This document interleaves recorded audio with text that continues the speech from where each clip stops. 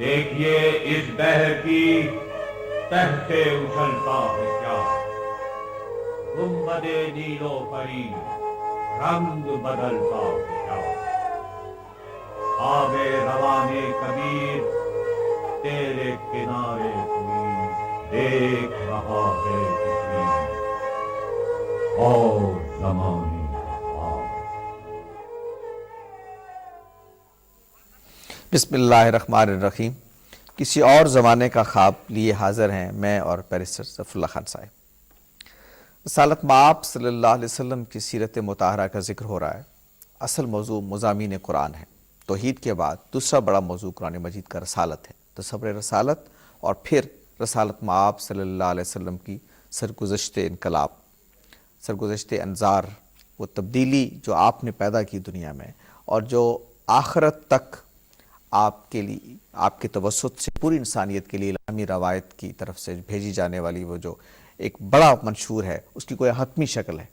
اس لیے اس کو سمجھنا، اس کو جاننا، اس کے مختلف پہلوؤں کو سمجھنا نہ صرف ہماری ضرورت ہے بلکہ پوری انسانیت کی ضرورت ہے، اگر وہ الہام سے وابستہ رہنا چاہتی ہے انسانیت، اور سمجھنا چاہتی ہے۔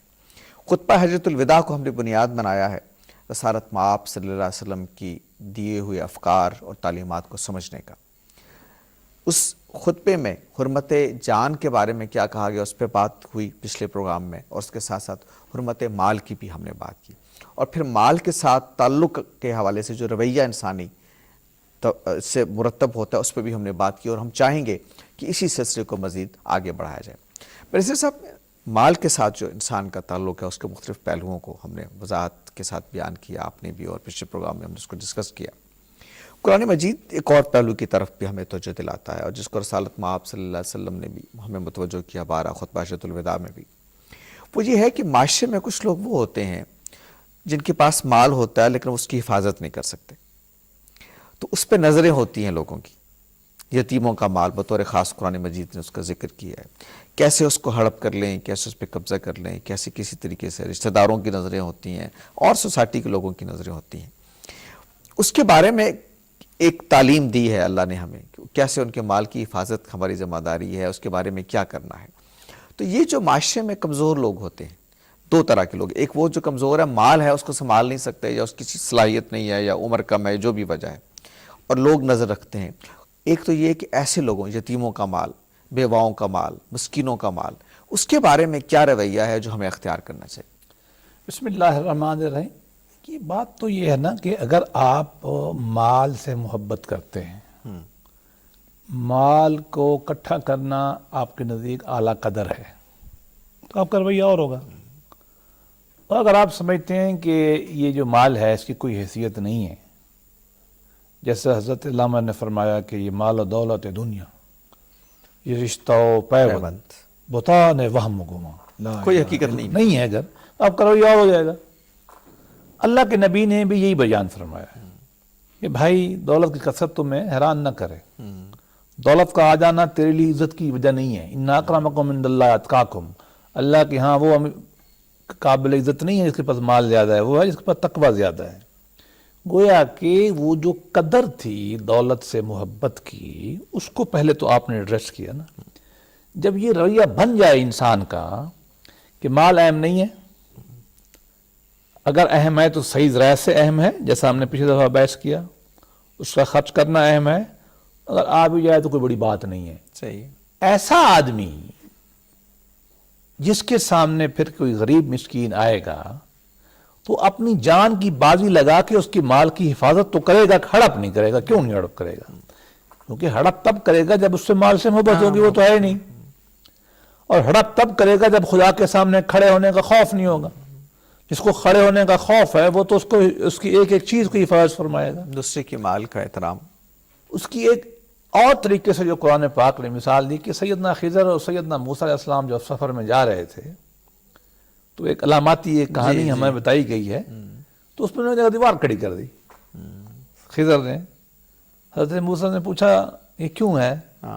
اور اس بستی میں جن لوگوں نے اچھا سلوک نہیں برا کیا، سلوک کیا، مارا، کھانا نہیں دیا، گالم گلوچ کیا، برا بلا کہا، وہاں آپ نے دیوار کھڑی کر دی۔ فرمایا دیکھو بات یہ ہے کہ یہ ایک بچے کا مال یہاں رکھا ہوا ہے، اس کی ایک نشانی تھی، ابھی گر رہی ہے ہم بنا دیں گے، جب بعد میں ہوں گے تو لوگ نشانی سے نکال، مراد کیا تھا؟ ہاں جب وہ بالغ ہو جائے گا، مراد یہ بتانا یہ مقصود تھا کہ اس مسکین کا، اس غریب کا جو مال ہے اس کی حفاظت میں اپنا حصہ ڈالنا ہے۔ خود نکال بھی سکتے تھے رات کو، تو اللہ نے ان کو بتا دیا کہ یہاں مال پڑا ہے، رات کو ماشاءاللہ سوتے اور کھود کے لے جاتے، یہ نہیں کیا، اور اس کے رشتہ داروں کی طرف سے بدسلوکی کی وجہ کے باوجود بھی وہاں ایک دیوار کھڑی کر دی۔ تو بتانا مقصود یہ تھا کہ آپ نے ان کی مال کی حفاظت کرنی، اس لیے اللہ پاک نے قرآن پاک میں یہ بیان فرمایا کہ دیکھو بچوں کا مال لینے کے لیے شادیاں مت کرو۔ یہ جو آیت ہے نا، جو اہل اسلام نے شادیوں کی کثرت کی جواز بنائی ہے، اس کا پس منظر یہی ہے کہ غریب بچیاں ہوتی تھیں، باپ مر گیا ہے، ماں مر گئی ہے، ان کی جائیداد ہے، تو ماشاءاللہ ہمارے کچھ دوست اس کا جواز بناتے تھے کہ 2 شادیاں جائز ہیں، 3 شادیاں جائز ہیں۔ ایگزیکٹلی یہی آیت ہے کہ ان کا مال کھانے کے لیے شادیاں مت کرو، مراد اس کا یہی ہے۔ بلکہ یہ کہا گیا کہ یتیموں کی سرپرستی کرو، اور اس کا ایک طریقہ یہ ہے کہ ان کی ماؤں سے تم شادیاں یہ تو آگے کی اگر جا کے بتایا نا، پہلے مال اس مت کی کھاؤ، وجہ پہلے یہاں روکا، بالکل۔ پھر اس کا حل بتایا کہ اچھا کہ تمہیں اتنی ہے ان کا خیال کرنے کا تم بہانہ بنا رہے ہو، تو پراپر طریقے سے ان کو نگاہ میں لے آؤ اور ان کا حفاظت کرو۔ اور ساتھ یہ بتایا کہ جو یتیم کا مال کھائے گا وہ جنت میں اپنے پیٹ میں آگ بھرے گا۔ یہ مراد ہوئی ہے نا، بتانا آپ کو کہ بھئی پازیٹیو نیگیٹیو بھی تم کو ہم یہ کام نہیں کرنے دیں گے۔ ماڈرن ٹرمنالوجی میں اس کو ہم کیا کہتے ہیں؟ Vulnerable section of the society, یہ ٹرم آج کل ہم استعمال کرتے ہیں۔ سماج کے جو مستضعفین ہیں، کمزور لوگ ہیں، سماج کے جو کمزور لوگ ہیں، ان کے بارے میں آپ نے اچھا کرنا ہے۔ بلکہ آپ مجھے یہ بات کہنے کی اجازت دیں، کسی بھی فلسفے اور سماج کا ٹیسٹ یہی ہے صحیح، کمزوروں کے بارے کہ میں، کمزوروں کے بارے میں اس کا رویہ کیا ہے۔ میرے بھائی جو ڈاڈھا ہوتا ہے اس کے ساتھ تو آپ کوئی اچھا کرتا ہے، اس میں کیا کمال ہے؟ اگر میں آپ کے ساتھ بھلا کرتا ہوں تو میرا کیا کمال ہے؟ مجھے معلوم ہے کہ آپ بھلے میں بھلا دیں گے، یا نقصان کروں گا تو آپ میرا نقصان کر لیں گے۔ میرا تو اخلاقی ثبوت، میرا وجود انسانی کا ثبوت تب ہے جب میں کسی غریب، مسکین، بیچارہ، یتیم جو ہے ان کی مدد کو کروں۔ اور میں آپ کو بتاؤں کہ ہمارے سماج میں بڑی بدقسمتی ہے کہ ہم یتیموں کے مال کو کھاتے ہیں۔ اللہ کے نبی یتیم پیدا ہوئے، معلوم ہے دونوں طرف سے، علم یزید کا یتیمن فآوا، یہ اللہ پاک نے حضور پہ احسان گنوایا۔ دیکھیں ہوا کیا، آپ کی والدہ محترمہ واپس تشریف لا رہی تھی مدینہ سے، نہیں پہلے تو آپ کے والد فوت ہو گئے، جی پیدائش سے پہلے، پیدائش سے پہلے فوت ہو گئے چند مہینے۔ آپ کی امی جان وہاں سے ہو کے آ رہی تھی مدینہ سے، ان کو ملا کے، دیکھ کے، زیارت کر کے، دعا کر کے، جو بھی خاندان سے مل کے، رستے میں کہ آپ کا بھی انتقال ہو گیا۔ آپ نجیب الطرفین قسم کے یتیم تھے، تو یتامت ایک اعلیٰ قدر ہے، یعنی یہ ٹریجڈی گویا بہت شدت کے ساتھ بڑی آپ کی قدر ہے ذات میں، اللہ کی ذات کی نبی کے ساتھ منسلک ہے۔ ہمیں یہ بھی حیا کرنا چاہیے یتیم سے خیال کرتے ہوئے کہ اگر اللہ کے نبی یتیم تھے، اور کیا حضور نے فرمایا کہ یتیم کے سر پہ ہاتھ رکھے گا، جتنے بال اس کے، علامت ہوتی ہے نا، سمجھانے کا طریقہ ہوتا ہے، جتنے اس کے ہاتھ کے نیچے بال آئیں گے تو آپ جو ہے وہ کیا کریں گے، اتنا آپ کو نیکیاں ملیں گی۔ ہمارے لیے بھی اپنے گناہ سبق ہو ہے، جائیں گے۔ ہمارے لیے اتنا سبق ہے کہ میں اکثر لوگوں سے کہتا ہوں جن کو اللہ نے استطاعت دی ہے، ہم میں ہر آدمی یتیم کو اڈاپٹ کر لیں، رکھے ماں کے پاس، لینا نہیں چاہیے بچے کو، لیکن اس کی کفالت، کیا 1000 روپے خرچ ہو جائے گا، ہم ایک دن میں اتنے کھانے ضائع کر دیتے۔ تو یہ اللہ کے نبی نے اس کے اوپر یہ توجہ کی کہ جو کمزور سیکشن ہے سوسائٹی کی، اس کے حقوق کا ویکسٹ خیال لنک ہے، عورت کا فرمایا، اس لیے بار بار فرماتے تھے او ما ملکت ایمانکم، کیوں آپ فرماتے تھے کہ جو زیر دست ہے، آپ کا سیکٹری ہے، آپ کا مزدور ہے، آپ کا کک ہے، آپ کا ڈرائیور ہے، ڈیپینڈنٹ ہے، خاتون ہے آپ کی، جو ہے بیوی ہے آپ کی، آپ سے آپ کا خاندان کے اور قریبی لوگ آپ پہ ڈیپینڈنٹ ہیں، ان کا خیال کرو، خیال کرو، خیال کرو، خیال کرو۔ بلکہ بعض احادیث میں تو یہاں تک آتا ہے کہ حضور صلی اللہ علیہ وسلم کا جب انتقال ہوا، آپ وصال میں جب تشریف لے جانے لگے، تو بعض لوگ یہ کہتے ہیں کہ آخری جو ہم نے سنا آپ کی زبان سے وہ یہی تھا او ما ملکت ایمانکم، یہ غریبوں کا مال، غلاموں کے بارے میں، ان کے بارے میں غریبوں کا نقصان نہیں پہنچانا۔ تو اللہ کے نبی نے تو وہ قدریں پیدا کر دی ہیں، ایک بالکل ایسی انتہا تک بات کو پہنچا دیا ہے کہ بس اب ہم اوپر دیکھ سکتے ہیں، چھو نہیں سکتے۔ لیکن چیز جو میں جس پہلو سے ہم نے بات شروع کی تھی، دیکھیے یہ جو کمزور لوگوں کے حقوق ہیں، اس کا تحفظ، مال ظاہر ایک بڑی چیز ہے، اس کے بارے میں اسٹیٹ کو بھی بہت رسپانسیبل ہونا پڑے گا. یعنی ہمارے ہاں ایک تو یہ سوسائٹی کے اندر کیا رویے ڈیولپ ہوں ہم ایک دوسرے کریں. ایک یہ ہے کہ ظاہر ہے بہت ساری چیزوں کے لیے پروٹیکشن چاہیے, طاقت چاہیے, فورس چاہیے. تو یہ جو حقوق کا تحفظ ہے مستضعفین کا, کمزور لوگوں کا, اسٹیٹ کی جو ذمہ داری ہے اس معاملے میں کہ وہ کیسے اس کی کسٹوڈین بنے, کیسے ان کے حقوق کا تحفظ کرے, میں چاہوں گا کہ اس پہ بھی تھوڑی سی بات ہو جانی چاہیے. دیکھیے اسٹیٹ کے دونوں نقطہ نظر ہمارے ہاں موجود ہیں. جو اسلام کا تصور ہے تو وہ یقیناً جب یہ تعلیمات آئی ہیں تو اس کو قوت نافذہ چاہیے. جب آپ کہیں گے کہ یتیم کا مال نہیں کھانا تو اسٹیٹ کو لا بنانا پڑے گا. جب آپ کہیں گے کہ یتیم کے مال کو کھائیں گے تو جہنم میں جاؤ گے تو اسٹیٹ کو دنیا میں جہنم ان کو دینی پڑے گی, جیل میں ڈالنا پڑے گا ان کو. وراثت کا قانون بنانا پڑے گا ان کو کہ عورت کو اللہ کے نام پہ شادی کر, قرآن کے نام پہ شادی کر, وراثت نہ دے, بچے جھوٹے لکھا, عورتوں کا نام مت لکھا. یہ آپ کو لا بنانا پڑے گا. ابھی بن گئی ہے پاکستان میں, یہ اس خطبے سے ملے گا ہمیں کہ آپ کو یہ پورا نظام اسٹیبلش کرنا پڑے گا پروٹیکشن آف پراپرٹی رائٹس کا. جو ہماری حکومت ہے, اچھا ہے ہمارے آئین میں یہ لکھا ہوا ہے یہ بات کہ آپ کو پراپرٹی کے بارے میں لا بنانا پڑے گا. پراپرٹی آپ چھین نہیں پائیں گے, جیسے لینڈ ایکوزیشن ہے آپ اس کو مارکیٹ پرائس پہ کریں گے. جج کے پاس آپ کو فیصلہ لے جانا پڑے گا, آپ پبلک لے سکتے ہیں لیکن مارکیٹ پرائس آپ کو دینی پڑے گی. وہ آپ جج ایک انڈیپینڈنٹ آدمی فیصلہ کرے گا. تو یہ ایک آپ اسٹیٹ کو یہ سارا نظام بنانا ہے. لیکن بدقسمتی یہ ہے کہ عملاً ایسا ہوتا نہیں ہے. جو تکڑے لوگ ہیں, دیکھیے کہنے میں کوئی حرج نہیں ہے, آپ کو قریب دائیں بائیں میں بہت ساری سوسائٹیاں ملتی ہیں, وہاں جو غریب مسکین ہوتی ہیں ان کی زمینوں پہ قبضہ کر لیتے ہیں اور اسٹیٹ جو ہے وہاں اپنا پورا حق ادا نہیں کرتی. ان کو کوڑیوں کو بھون دے دیتے ہیں یا ان کو اپنی جان کا مجبور کر دیتے ہیں, ان کو جان کا خطرہ اٹھا کے لے جائیں گے. آپ کیا کریں گے اس میں؟ اللہ معاف کرے, بعض اوقات کچھ اسٹیٹ بھی کسی طریقے سے انوالو ہوتی ہے, بعض اوقات سماج کے جو بڑے بدماش ہیں, جو بڑے لوگ ہیں وہ انوالو ہوتے ہیں. تو یہ تمام پہلو اس خطبے کی روشنی میں یہ جو حضور نے قدر دی ہے, یہ اسٹیٹ کی رسپانسبلٹی بن جائے گی کہ وہ کسی بھی جو کمزور ہے اس کے لیے کھڑی ہو جائے. بلکہ حضور نے عجیب و غریب, ویسے تو حضور کی ہر بات ہی عجیب و غریب ہے, لیکن بعض آپ کی احادیث مبارکہ ایسی ہیں جن کو میں دیکھ کے پریشان ہو جاتا ہوں. آدمی سوچنے لگے تو پھر ان میں آپ نے فرمایا کہ انا ولی من لا ولی اللہ, جس کا کوئی ولی نہیں ہے, جس کا کوئی وارث نہیں میں ہوں. یعنی میں سے مراد کہ اللہ کے دین, اللہ کا نہیں, میں اس کو دونوں معنوں میں لیتا ہوں. میں یہ اس معنی میں یہ لیتا ہوں کہ یتیم ہے, اللہ کے نبی پڑھتا ہے میں ذمہ دار ہوں, اس سے کیا اصول نکلے گا؟ دین کے نام بننے والی ریاست اس کی ذمہ دار ہوگی اور ہر اللہ کے نبی کا نام لینے والا ذمہ دار ہوگا. میں اس کے دونوں تعبیریں کرتا ہوں. صحیح. اور جو آدمی مسکین ہے, مریض ہے, حضور نے فرمایا میں اس کا علاج کراؤں گا. یہ مراد ہے نا. اسٹیٹ آئے گی تو وہ کرے گی اور اللہ کے نبی کو ماننے والے کے لیے بھی وہی مقام پیدا ہو جائے گا کہ وہ اپنی کیفیت میں کھڑا ہوگا. تو یہ ایسی گارنٹی کر دی آپ نے, ایسی گارنٹی کر دی اپنے درمیان کو لا کر, واسطہ دے کر نا اپنے آپ کو مقام کھڑا دے. ہمارے لیے شرم کا مقام ہے نا کہ اگر اللہ کے نبی کہتا ہے کہ میں ذمہ دار ہوں تو وہ تو جب نہیں ہے تو میری محبت کا تقاضا ہے کہ میں نے کھڑا ہونا ہے. تو میں نے افراد اور سماج میں بھی کھڑا ہونا ہے ان کے لیے اور ریاست میں بھی کھڑا ہونا ہے. اور سماج ریاست کو ٹھیک بھی کرے گی. اگر فرض کیا ریاست نہیں کر رہی تو سماج کا جو باشعور طبقہ ہے وہ کھڑا ہوگا, وہ اسٹیٹ سے کہے گا آپ کیوں نہیں کرتے. چونکہ اسٹیٹ بعض اوقات آپ کو پتہ ہے کہ پاور ان لوگوں کے ٹول کے طور پہ استعمال ہوتی ہے, مصلحتوں کا شکار ہو جاتی ہے.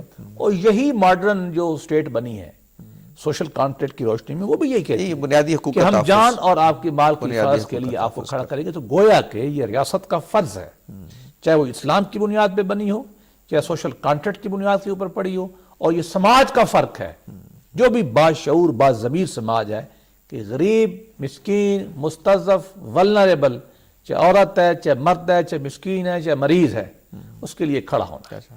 اچھا, یہ ایک پہلو تو یہ ہے, مستضعفین کی ایک فہرست آپ نے دی, سارے لوگ اس میں شامل ہیں اور توجہ دلائی گئی کہ کیسے یہ مختلف پراپرٹیز کے بزنس میں انوالو لوگ بدقسمتی سے زیادہ ان کے بارے میں شکایتیں آتی ہیں کہ کیسے کمزور لوگوں کی آپ پراپرٹی پہ قبضہ کر لیتے ہیں, جگہ پہ قبضہ کر لیتے ہیں اور پھر ان کو مجبور کرتے ہیں کہ اونے پونے داموں بیچتے ہیں. یہ قبضہ بالکل وہ بھی نہیں دیتے لوگوں کو. تو سوسائٹی کتنا خدا سے ڈرنا چاہیے کہ اس کا کیا انجام ہونے والا ہے. اگر آپ ذرا بھی خدا کے رسول صلی اللہ علیہ وسلم سے نسبت رکھتے ہیں تو کیا آپ کا رویہ ہونا چاہیے. اچھا, ایک اور طبقہ ہے جو مائنارٹیز کا ہے ہمارے ہاں. آپ کے علم ہے کہ ایک جائیداد ان کی بھی ہے, خاص طور پہ پارٹیشن کے بعد سے ہمارے یہاں ہوئی, بہت سارے مندر چھوڑ گئے لوگ چلے گئے, بہت سارے گرجے چھوڑ کے چلے گئے. تو ہم دیکھتے ہیں کہ اس پہ بھی قبضے کی ایک روایت پوری ہمارے ہاں. پھر ایک پورا ادارہ وقف, اس کا املاک کا بنا, اس کے پروٹیکشن کی بات ہوئی. تو یہ اس کو بھی ہم ایک شیر مادر کی طرح, یعنی وہ جو خاص طور پہ جو مندر رہ گئے اس پہ بھی قبضہ جما لیتے ہیں, خاص طور پر اسلام کی محبت میں, اسلام کی محبت میں. اور یہ سمجھتے ہیں کہ میں محض ازرائے تفنن نہیں, لوگ سمجھتے ہیں کہ ہم کو نیکی کا کام کر رہے ہیں کہ ہم نے جو ہے مندر کو چھوڑ دیا. تو یہ میں کہتا ہوں کہ اس پہلو پہ بھی تھوڑی سی بات ہونی چاہیے کہ جو املاک ہیں جو اس کی ایکسٹریم شکل بیان کرتا, اصول میں ہم بعد میں آتے ہیں. میرے شہر ملتان میں ایک دینی ادارہ ہے, اس میں ایک مندر تھا, اس پہ قبضہ ہے اس دینی ادارے کا, ابھی بھی ہے. ابھی بھی ہے. نہیں, بات اگلی بتانے والی ہے جو بڑی خطرناک ہے. جب بابری مسجد شہید کی گئی تو ہمارا بھی اسلام جوش میں آیا, اور ہم نے بھی یہاں مندروں پہ, حالانکہ اللہ معاف کرے ہماری ڈیوٹی اس کی حفاظت کرنی. اللہ کے نبی نے ہمارے دیوار بنایا, مشروط نہیں ہے ہمارا رویہ. نہیں, ہمارا رویہ, ہم نے ان کی حفاظت کرنی ہے. اللہ کے ذمہ ہے, ہمارے ذمہ ہے ان کی حفاظت. لیکن بہرحال اسلام نے جوش بہت مارا, اور اس دینی مدرسے کے اندر اس بلڈنگ میں جہاں وہ لوگ رہ رہے تھے اپنے ہی, اچھا, اس کو گرانا شروع کر دیا. 7 بچے اس کے اندر شہید ہو. ارے اچھا, یہ ریکارڈڈ فیکٹ ہے. ارے اچھا. ہم تو یہاں تک چلے جاتے ہیں کہ جس چیز کی حفاظت ہمارا فرض ہے اس کو گراتے ہوئے ہم اپنے بندے مروا لیتے ہیں. یہ ایک ریکارڈڈ فیکٹ ہے. قتل جیسے بڑے جرم کرتے ہیں, ہمارا تو یہ رویہ ہے. اب آپ آ جائیں, دیکھیے اللہ کے نبی تو رحمۃ اللہ عالمین تھا, آپ کی تعلیمات رحمۃ اللہ عالمین ہیں. آپ نے تو جب حق کے جداد کی حفاظت فرمائی تو آپ نے یہ فرمایا نہیں کہ قریش کی حفاظت کرنی ہے, آپ نے تو یہ فرمایا نہیں کہ آپ نے مہاجرین کی حفاظت فرمانی ہے, تو آپ نے تو سب کی رائٹ کی بات کی. اب جب آپ نے خود حجۃ الوداع کے سے پہلے چارٹر آف مدینہ بنایا, اس میں لکھا ہوا ہے کہ بنی اوس, خزرج, یہودی اور فلاں ان تمام کی مال کی حفاظت کی جائے گی, تو آپ نے فرق نہیں کیا. اور بزنس جتنا بھی تھا, جو ٹریڈر کمیونٹی تھی, جو یہ پروفیشنلز تھے مدینہ میں, وہ سارے یہودی تھے. حضور کی جب سٹیٹ تھی, یہ مسلمانوں کو ٹھنڈے دل سے سوچنا چاہیے, مدینہ کی سٹیٹ میں کاروبار کے اوپر اور پروفیشنز کے اوپر مسلمانوں کا قبضہ نہیں تھا, یہودیوں کا قبضہ. آخری وقت تک خود قرض بھی لیتے رہے, اور نہیں رہا, پوری معیشت ان کی تھی یار. جیسا کہ سنگاپور میں آج کل, یا ملیشیا میں کس کی ہے, چائنیز کی ہے نا. مدینے کے حضرت مسلمانوں کی نہیں تھی. جس نے بھی پڑھنا ہے ڈاکٹر حمید اللہ کی کتابیں پڑھ لے, تفصیل سے لوگوں نے لکھا ہے. لیکن ان کی حفاظت کون کرتا تھا؟ اللہ کا نبی. مسلم سٹیٹ. ہمیں سوچنا چاہیے نا کہ اللہ کے نبی کو یہ نہیں تھا کہ میں بھی ان کا مال چھین لوں, اللہ معاف فرمائے. کہ ابو بکر صدیق کے دماغ میں بات نہیں ہے کہ میری بھی ایک دکان ہے, ان کی بھی دکان ہے, ان کی دکان کو رات کو آگ لگا دو جو ہم کرتے ہیں. انہوں نے بالکل نہیں کیا. اور کسی تاریخ دان نے, دیکھیے بعد میں ٹریچری پہ بنی قریظہ کو مسلمانوں نے ختم کیا. کسی انگریز نے آج تک, ولیم مور جیسے اللہ معاف کرے بڑے متعصب نے, برنارڈ لوئس جیسے آدمی نے یہ نہیں لکھا ہے کہ مسلمانوں نے مال چھینا ان کا. یہ کام نہیں کیا ہمارے لوگوں نے. یہ تو مفتوحین کا بھی نہیں چھینا. نہیں, ہمارے ہاں نہیں چھینا گیا. یہ دیکھو ہماری روایت نہیں تھی. اب جو ہم نے روایت بنا لی ہے, یہ اللہ کے نبی کی واضح تعلیمات کے خلاف ہے. اللہ کے نبی نے ہمیں ان کا حفاظت کنندہ بنایا ہے, اور ہمیں اس کا لحاظ رکھنا, اور ہمیں یہ ڈرایا ہے کہ اگر تم کسی چرچ پہ قبضہ کرو گے, کسی مندر پہ قبضہ کرو گے, تو میدان محشر میں میں اس کا مقدمہ کروں گا. ہمیں شرم کرنی چاہیے, اور کہ اگر ہمارے خلاف بچنا چاہیے, ایسے موقع سے بچنا چاہیے کہ میدان محشر ہو, ہمیں ہوش نہ ہو, اللہ کا دربار ہو, اللہ کا جلال ہو, فرشتے وہاں پکڑ کے ہمیں مشکیاں باندھ کے میری وہاں لائیں, اللہ کے نبی وہاں کھڑے ہوں, اور آپ کہیں کہ اے ظفر اللہ تو نے میری تعلیمات کی خلاف ورزی کرتے ہوئے میں دوسرے فریق کا مال کو قبضہ کیا, آج میں اللہ کی عدالت میں مقدمہ کرتا ہوں, اب تم جواب دو. میں کیا جواب دوں گا؟ ہمیں بہت خطرناک, بہت ہی خطرناک. ویسے سب یہ جو حرمت مال کا مسئلہ ہے, اور خطبہ حجۃ الوداع سے ہم ظاہر ڈرائیو کر رہے ہیں چیزوں کو, اس پہ مزید ہم بات کریں گے, لیکن اس وقت ہم ایک وقفہ لینا ہے. حاضر ہوتے ہیں تھوڑی دیر. دیکھیے اس بحر کی تہ سے اچھلتا ہے کیا, گنبد نیلو پری رنگ بدلتا ہے کیا؟ آب روانے کبیر تیرے کنارے کوئی دیکھ رہا ہے کسی اور زمانے کا خواب۔ پروگرام میں ایک بار پھر حاضر خدمت ہیں۔ گفتگو ہو رہی ہے خطبہ حجۃ الوداع پہ اور اس کے مختلف نکات کو ہم زیر بحث لا رہے ہیں۔ حرمت مال کے کانٹیکسٹ میں بہت ساری باتیں ہیں۔ رسالت مآب صلی اللہ علیہ وسلم نے جیسے ایک اصول بیان فرمایا اور جیسے سود جیسے استحصال کی بات ختم کرنے کا اعلان فرمایا، ظاہر ہے ایک پورا پس منظر ہے 23 سال کا، اس کے بعد ایک فائنل ورڈکٹ آپ دے رہے ہیں اور یہ بات ہو رہی ہے۔ اور انسانی سماج پہ جب ہم غور کرتے ہیں تو لگتا یہ ہے کہ اس کے اندر جو خرابیاں پیدا ہوئی ہیں بہت زیادہ، اس کا ایک بڑا سبب مال اور کثرت کی خواہش ہے۔ یعنی اس میں ہم کوئی تحدید کے قائل نہیں ہیں اور اس میں ہم چاہتے ہیں کہ بہت سارا مال ہمارے پاس آ جائے، اور حل مل مزید کی ایک جو ہے وہ ایک خواہش، اور کبھی اس میں کمی نہیں آتی۔ انسانی رویے کی تشکیل میں یعنی یہ ایک ساری بات کر رسالت مآب صلی اللہ علیہ وسلم نے جیسے پورا ایک 23 سال کا پس منظر ہے، اس کے بعد آپ یہ فرما رہے ہیں، اور پھر وہ صحابہ کے واقعات ظاہر ہے کہ ہم لوگ سنتے ہیں خطبے کے جمعوں میں، کیسے وہ کیریکٹرز ڈیولپ ہوئے کہ انہوں نے مال کے ساتھ گویا ان کے لیے کوئی اب ایک ایسی چیز ہے جس کی کوئی اہمیت ان کی زندگی میں نہیں ہے۔ یہ رویہ سماج میں ایک تو وہ لوگ، ہم اس پہ میں چاہتا ہوں کہ تذکیر کے پہلو سے بھی بات چیزیں ہم لے کے آئیں۔ اسٹیٹ کا رول ہم نے اس پہ ذکر کیا، قانون سے کیسے قوت نافذہ جب کرتے ہیں، لیکن ایک رویہ وہ ہے جو سماج کا اپنا، اور سماج ظاہر ایک نظام اقدار پہ کھڑا ہوتا ہے، وہ قدر سوسائٹی میں جس میں مال قدر نہ بنے، انسان کے دیگر جو خصائص ہیں، اس کا تقوی، اس کی خدا خوفی، اس کو اللہ کے ساتھ تعلق، اس کا علم، اس کی بصیرت، اس کے اندر جو انسانی یہ معیار بنے، قدر تبدیل ہو۔ ہمارے ہاں جو آگے بدقسمتی سے کہ اقدار میں جو خرابی پیدا ہوگی، مال اب عزت و احترام کی بنیاد بن گئی، سماجی رویے میں وہ تبدیلی کہ جس کے نتیجے میں مال کی جگہ دیگر خصائص انسان کی عظمت تعارف کا سبب بنے، کیسے وہ تبدیلی لائی جا سکتی ہے؟ سماج کے مختلف طبقات کو کیا کرنا چاہیے؟ دیکھیے، پہلی بات تو یہ کہ دین نے جو سماج تشکیل دیا ہے اس کی بنیاد غیر مادی اقدار پر ہے۔ بنیادی اصول اس نے طے کر دیا کہ ان اکرمکم عند اللہ اتقاکم، ہمارے ہاں آپ کی عزت کا جو پیمانہ ہے وہ یہ ہے کہ آپ کو اللہ کی ذات سے تعلق کتنا ہے۔ اس کا منطقی نتیجہ نکلا ہے کہ اگر ایک آدمی ارب پتی ہے، بھلے اس نے جائز طریقے سے مال کیوں نہیں بنایا، ناجائز تو اور بات ہے، اس کا اگر اللہ سے تعلق ٹھیک نہیں ہے، اس کا اللہ کا رنگ اس کی شخصیت سے نظر نہیں آتا، اللہ کی مخلوق سے وہ محبت نہیں کرتا، تو اس کی کوئی اہمیت اللہ کے ہاں نہیں ہے۔ اس کے مقابلے میں اگر کوئی مسکین ہے، اس کو روٹی بھی ایک وقت میں ملتی، کپڑے بھی نہیں پہنتا، اس کی بال بھی اڑے ہوئے ہیں، کنگھی کرنے کا بھی اس کو ٹائم نہیں ملتا، اگر وہ اچھا انسان ہے، اللہ سے اچھا تعلق ہے، تو اللہ نے بتا دیا کہ ہم تو اس کا حیا کریں گے۔ یہ ایک فلسافیکل سائیکولوجیکل فاؤنڈیشن بیان کر دی گئی ہمارے لیے کہ سماج میں عزت لینے کے لیے آپ کو دولت کی ضرورت نہیں ہے۔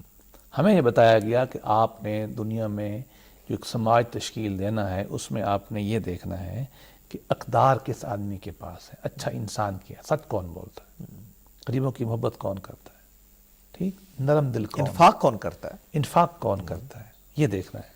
بالکل، غریب مسکین کے لیے تڑپتا خرچ کون کون ہے، کرتا ہے، خرچ کون کرتا ہے، لٹاتا کون ہے، یہ ہم نے دیکھا ہے۔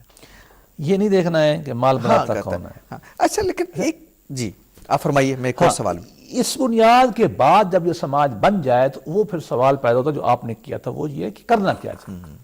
کرنے کا تو وہی بات ہے، میرے پاس اگر پیسہ ہے، میں اپنی جائز ضروریات، اپنے بچوں کی ضروریات، تعلیم، چلو سال 2 کا خرچہ رکھ کے بھی باقی جو ہے میں لوگوں پہ خرچ کروں۔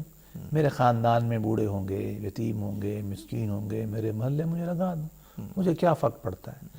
میں اس پہ عجیب و غریب، میں نے ابھی میں نے ایران کا سفر کیا تو ایک بزرگ کی میں تعلیمات پڑھ رہا تھا، اگرچہ وہ آخری درجے کی ہیں، لیکن چونکہ ہمارے عوام الناس میں بعض اوقات یہ مثالیں بڑی اثر کرتی ہیں، تو میں وہ اسی مسئلے پہ مال پہ بات سننا چاہتا ہوں۔ بایزید بستامی ہمارے صوفیاء کے امام ہیں، سلطان العارفین کہلاتے ہیں، مطلب یہ تصوف والے ان کو اپنا بڑا مجتہی، اقبال جیسے آدمی بھی اس کو اپنا امام سمجھتے ہیں۔ 261 ہجری میں ان کا انتقال ہوتا ہے. انہوں نے اپنی ایک نفسی اور روحانی تجربہ بیان کیا. روحانی اور نفسی کیفیت، اگرچہ یہ بزرگ سمجھانے کے لیے باتیں کرتے ہیں، ایک تفصیل کہہ لیں اس کو ہم آپ. ان کو ایک تقدیس بنا لیتے ہیں، ایسا وہ نہیں کرتے تھے. وہ خود چونکہ عالم لوگ تھے، وہ تو اللہ کی طرف نبی کے حکم پہ چلتے تھے. کہتے ہیں میں ایک دن سفر کر رہا تھا، آگے سے کتا آ گیا، تو میں نے نا اپنے کپڑے شپڑے بچایا، میں سائڈ پہ ہٹ گیا کہ کتا، تو کہنے لگے نجس ہوتا ہے کتا، نجس ہے. اور کہنے لگے تو انہوں نے مجھے اپنے عمل سے یا اپنے ایک روحانی کیفیت تھی، اس نے کتے نے کہا تم نے یہ کیوں کیا؟ تو اگر تم میں گلا تھا، تم سے ٹکرا جاتا تم دھو لیتے، اور اگر میں گلا نہیں تھا، ویسے میں پلید نہیں تھا، تو میری جو ہے نجس جو ہے وہ ظاہری ہے، تو نے جو تکبر کیا، مجھے ہلکا دیکھا ہے، تیرا نجس جو ہے یہ باطنی ہے. یہ انہوں نے اپنے بارے میں خود ہی محسوس کیا. ان کو شرمندگی ہوئی کہ یار میں تو بالکل ہی عجیب انسان ہوں کہ میرا باطن اتنا ناپاک ہے کہ میں اللہ کی مخلوق کے بارے میں منفی رائے رکھتا ہوں. یہ ہے نا سوچ، تو یہ ہوتی ہے ان کی صوفیوں کی سوچ. اگلی جو بات بتانے والی وہ مال سے منسلک ہے. کہنے لگے کہ میں نے خواہش کا اظہار کیا کہ میں کتے تیرے ساتھ کوئی وقت گزارتا ہوں، کہ تو مالک کی بڑی محبت کرتا ہے، تو بڑی مالک تمہیں مارتا ہے تو پھر بھی مالک کے سر پہ آ کے بیٹھ جاتا ہے. یہ کتا کرتا ہے نا، ہم تو نہیں کرتے. یہ اللہ نے ذرا تکلیف دی تو ناراض ہو گیا، شکایت کر دی. کتا تو نہیں کرتا. کتا نے عجیب بات کی، کہتا باعزیز تیرا میرا گزارا نہیں ہو سکتا، اس لیے کہ تو سال کا رزق جمع رکھتا ہے، میں ایک دن کا بھی اکٹھا نہیں رکھتا. ہمیں بھی یہ سوچنا چاہیے کہ اللہ کے بنائے ہوئے جانور جو ہیں وہ اگر رزق اتنا سنبھال کے بینک بھر کے نہیں رکھتے، سوئٹزرلینڈ کے بینک بھی اور پاکستان کے جب بینک بھر جاتے ہیں پھر سوئٹزرلینڈ کے بینک میں چلے جاتے ہیں، بلکہ پاکستان کے خالی کر کے وہاں چلے جاتے ہیں. بھائی یہ تو اللہ کے جانور ہی نہیں کرتے. ہمیں یہ بیہیویئر اختیار کرنا ہے کہ دولت کو تقسیم کریں. شادیاں ہم کرتے ہیں مثال کے طور پر 5000 مہمان بلاتے ہیں، 500 بلا لیں، باقی جو پیسہ ہے یہ وہ خواتین بچیاں جو اپنے ہاتھ پیلے نہیں کرتی ہیں، ان کے سفید ہو جاتے ہیں بال، ان کو خرچ کرتے ہیں. فرق کیا پڑتا ہے؟ اب میں ایمان سے کہتا ہوں تسلی پھر زیادہ ہوگی. صحیح ہے. اچھا، دو بڑے اہم سوالات یہاں پیدا ہوتے ہیں. میں چاہوں گا کہ چونکہ ایک موقع پیدا ہو گیا گفتگو میں، اس پہ ذکر کرنا چاہیے. اسراف ابھی آپ نے ذکر کیا، یہ جو غیر معمولی اسراف لوگ کرتے ہیں شادیوں پہ، اب تو کروڑوں روپے کا خرچ کوئی یعنی یہ ایسا عجوبہ نہیں ہے، یہ تو ہوتا ہے، لوگ کرتے ہیں، روز اخباروں میں ہم پڑھتے ہیں کروڑوں روپے خرچ کرتے ہیں. کیا اس کے لیے کوئی قانون سازی اب نہیں ہو جانی چاہیے اس ملک میں کہ اسراف پر؟ دیکھیے دونوں باتیں، قانون سازی ہے. پہلے میں اصول پہ آ جاتا ہوں. انسان کی نفس کی کمینگی کی کئی شکلیں ہیں، مجھے یہ سخت لفظ استعمال کرنے دے، لیکن میں خیال ہے یہی مناسب اس سے کم میں نہیں کرنا چاہتا. اور قرآن نے ایگزیکٹلی اس نفسیات پہ تبصرہ کیا. بعض لوگ ہوتے ہیں بیٹھے ہوئے کہتے ہیں میری بیٹی پہ شادی پہ 5 کروڑ میں نے لگایا، 2 کروڑ لگایا، میں نے 10,000 مہمان اکٹھے کی. یہ بتاتے ہیں ایگزیکٹلی قرآن کی آیت ہے، یقول اہلکت مالا لبدا. وہ بیٹھ کے کہتا ہے میں نے کتنا مال اڑایا. یہ کمینگی کی ایک ذہن ہے جس کو اللہ پاک نے اس طریقے سے یہ قارون اس کا سمبل ہے قرآن مجید، کنڈم کیا کہ اتنا مال قارون نے جمع کیا نا. یہ کیفیت ہے خرچ کرنے کی، گندے کاموں میں خرچ کرنے کی. یقول اہلکت مالا لبدا، کہتا ہے کہ میں نے کتنا مال اڑا دیا، کتنا مال ہلاک کر دیا.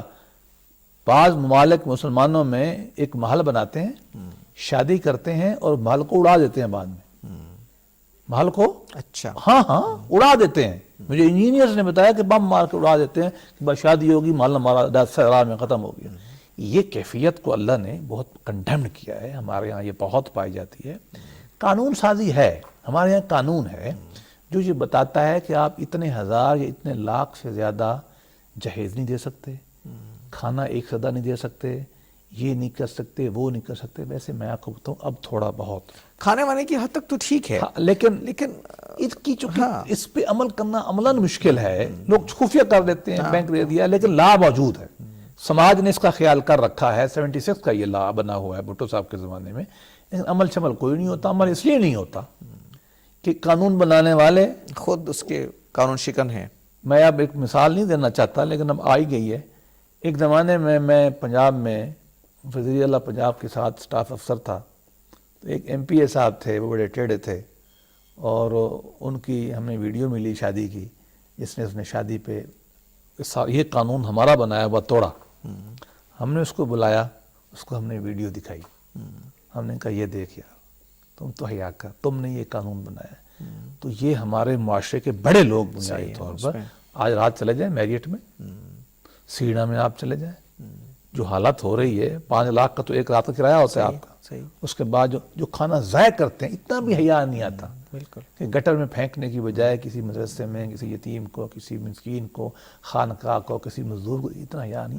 یہ بے رحمی ہے. اور ایک شادی کا جو جوڑا ہے دلہن کا یا دولہا کا، وہ بلا مبالغہ لاکھوں روپے میں بنتا ہے. یہ لوگ کیسے کر لیتے ہیں؟ اچھا ایک نہیں بناتے، ایک بھی نہیں بناتے. ایگزیکٹلی، وہ ایک دفعہ پہنا ہوتا ہے، ایک دفعہ. اچھا اس کے اسپیشلسٹ آج کل اس کام کے لیے اسپیشلسٹ ڈیزائنر ہیں، اسپیشلسٹ. جو شادی کے ملبوسات 15 لاکھ 20 لاکھ کا ایوریج جوڑا ہے بڑوں کا. غریب کی جو شادی ہو رہی ہے وہ 1 1.5 لاکھ کا ہے. اچھا پھر اس نے پہننا ہے اگلے دن ولیمے پہ، اس کا الگ جوڑا ہے. ایگزیکٹلی. اس نے ساری عمر نہیں شادی پہننا پہ اس کو. نہیں پہن نہیں سکتے. یہ اتنا بڑا ضیاء ہے، اتنا بڑا ضیاء ہے. میں آپ کو بتاؤں کہ سوائے اس میں نفسی بیماری کی کوئی فرق نہیں پڑتا. لیکن دینی نقطہ نظر سے یہ معمولی جرم نہیں ہے. دینی نقطہ نظر بہت بڑا جرم ہے. دیکھو اللہ نے تو کہا کہ تم شیطان ہو. ان المبذرین کانوا اخوان الشیاطین، کہ جو تم مال ضرورت سے زیادہ خرچ کرو گے، فضول خرچ کرو گے، تو شیطان کے بھائی ہو. اب شیطان میں کسی کو کہہ دوں مجھے مارتا ہے، وہ یہ اللہ کہہ رہا ہے. اللہ کہہ رہا ہے، میں تو نہیں کہہ رہا. میں پھر پڑھ دیتا ہوں، ان المبذرین کانوا اخوان الشیاطین. اللہ پاک کہہ رہا ہے کہ بھائی مال اپنا تم فضول خرچی میں خرچ کرو گے، فضول خرچی میں جائز تو کرو، شیطان بن جاؤ گے. تو میں تو اتنا ہی بتا سکتا ہوں، اور ریاست کو بھی اس کو سخت ہینڈ سے اس کو کھانے کی حد تک نہیں محدود جزا رہنا ضبط. میں تو دیکھو میں کہوں گا جزا ضبط کر لینی چاہیے. اور میں کہتا ہوں یہ بازار میں جو دکانیں کھلی ہیں اس پہ بھی پابندی لگ جانی چاہیے کہ کوئی اتنے خاص طرح کا جو ہے ملبوسات نہ بیچے. اچھا یہ ویسٹرن سیولائزیشن نے یہ معاملے حل کر ڈالے ہیں. ویسے ان کو اچھا کرائے پہ لے لیں، آپ کرائے پہ لے لیں. شاید میں ویسے کم از کم اس معاملے میں بہت نکلے ہیں بہت ساری چیزوں سے. یہ وقت آ گیا ہے یہ بتانے کی ضرورت ہے. ہمیں لوگ کہتے ہیں کہ تم انگریزوں کی تعریف کیوں کرتے ہو. وہاں کا جو پرائم منسٹر ہوتا ہے نا، اس کے 2-3 سوٹ ہوتے ہیں، 3-4 شرٹیں ہوتی ہیں. صحیح. ہمارے جو پروفیسر تھے نا، جو لاکھوں کماتے تھے، 1-2 سوٹ رکھتے ہیں. وہاں کا سیٹ ہی 1-2 سوٹ رکھتا ہے. یہ اب ہمارے یہاں ہیں کہ ہمارے 4-4 وارڈ روب ہوتے ہیں، پتہ نہیں چلتا کہ صبح کون سے پہننا. ہاں میں نے کچھ ٹی وی اینکر دیکھے، میں زیادہ بات نہیں کرنا چاہتا، کہ کبھی کبھی میں دیکھتا ہوں کہ مجھے لگتا ہے کہ سال بعد بھی دوبارہ سوٹ نہیں پہنتے وہ. ہمارے بڑے لوگ بھی ایسے ہیں کہ اتنے سوٹ آ جاتے ہیں. یہ ہم بالکل تباہی ہے، یہ ظلم ہے. یقین کریے نفسیاتی بیماری ہے. یہ جو ہے نا یہ وہ ہے مال کو اکٹھا کرنا، کثرت کی خواہش. الحاق قرآن نے اس پہ بڑی سخت بات کی ہے. الحاقکم التکاثر حتی زرتم المقابر. یہ مال کٹھا کر کے یہ مر جائیں گے، قبر تک پہنچ جائیں گے. اتنی بڑی کنڈمنیشن اللہ کی ہے.